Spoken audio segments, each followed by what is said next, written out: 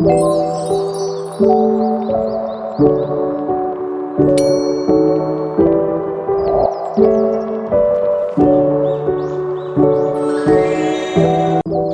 friend, perkenalkan nama saya Nur Hidayah, NIM A221222120.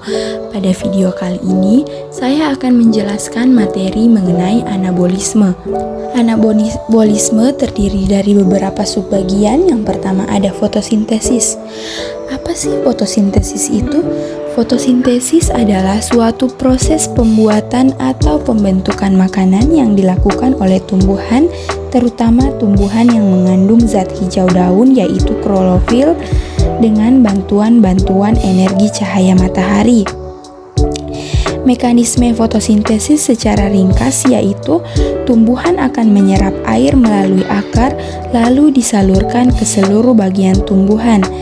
Karbon dioksida diserap dari udara melalui stomata. Proses perubahan kimiawi ini terjadi di daun ketika klorofil pada daun menangkap sinar matahari.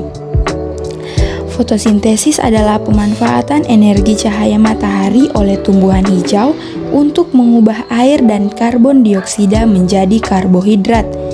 Proses ini hanya dapat dilakukan oleh tumbuhan yang mempunyai klorofil atau zat hijau daun. Dalam proses ini, tumbuhan akan menyerap karbon dioksida melalui jaringan stomata pada daun. Pada tumbuhan, organ utama tempat berlangsungnya fotosintesis adalah daun. Namun secara umum, semua sel yang memiliki kloroplas berpotensi untuk melangsungkan reaksi ini. Di organel inilah tempat berlangsungnya fotosintesis, tepatnya pada bagian stomata. Adapun sejarah penemuan fotosintesis.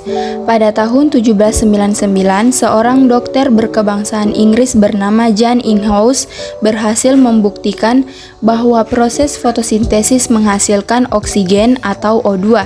Ia melakukan percobaan dengan tumbuhan air Hydrilla verticillata di bawah corong kaca bening terbalik yang dimasukkan ke dalam gelas kimia berisi air. Kemudian ada beberapa tokoh yang melakukan penelitian fotosintesis. Yang pertama, Inhouse berhasil menunjukkan bahwa oksigen atau O2 dihasilkan selama fotosintesis. Ada Engelmann berhasil membuktikan bahwa klorofil merupakan faktor yang harus ada dalam proses fotosintesis. Sedangkan Sachs berhasil membuktikan bahwa patih dihasilkan selama proses fotosintesis. Dan yang terakhir ada Hill membuktikan bahwa sinar matahari diperlukan untuk memecah air atau H2O menjadi hidrogen H dan oksigen atau O2. Adapun faktor-faktor yang dapat mempengaruhi fotosintesis. Yang pertama ada cahaya. Cahaya merupakan komponen utama agar fotosintesis dapat berlangsung dengan tepat. Yang kedua ada suhu. Semua tumbuhan membutuhkan suhu yang berbeda-beda. Untuk tanaman C3, suhu optimal yang dibutuhkan sekitar 20-26 derajat. Sedangkan untuk tanaman C4, suhu optimal yang dibutuhkan untuk fotosintesis sekitar 35-40 derajat Celcius. Kemudian yang ketiga, untuk tanaman. Ketika tanaman sudah dewasa, jaringan-jaringan yang akan terbentuk semakin sempurna. Hal ini membantu meningkatkan efektivitas dan laju proses fotosintesis.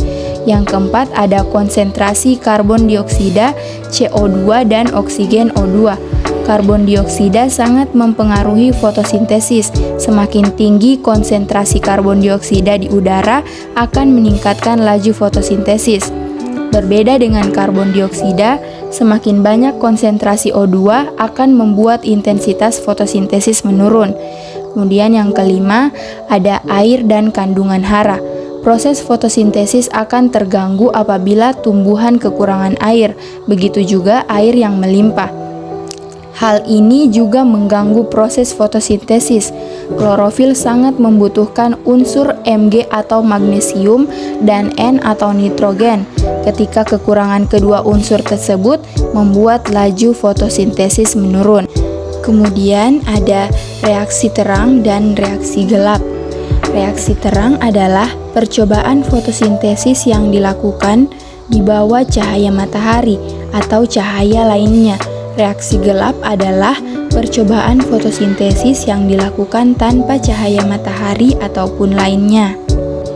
Dalam reaksi terang, terjadi konversi energi cahaya menjadi energi kimia dan menghasilkan oksigen atau O2.